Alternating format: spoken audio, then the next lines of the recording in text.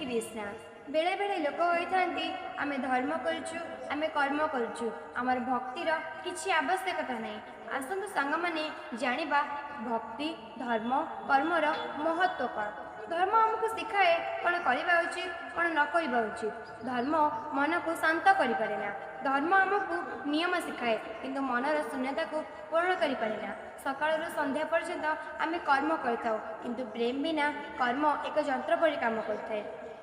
मरे हृदय न थाए कर्म मन को शांत करेना। भक्ति कर्म को सुंदर करता एवं मन को शांत करता। आसतु एक सुंदर उदाहरण दे जानिबा।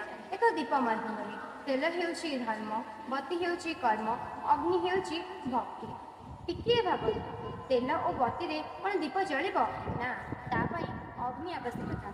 सेही भली आम जीवन में भक्ति आवश्यकता अच्छी। भक्ति बिना धर्म अंध एवं कर्म खाली ही हो जाए। हरे कृष्ण।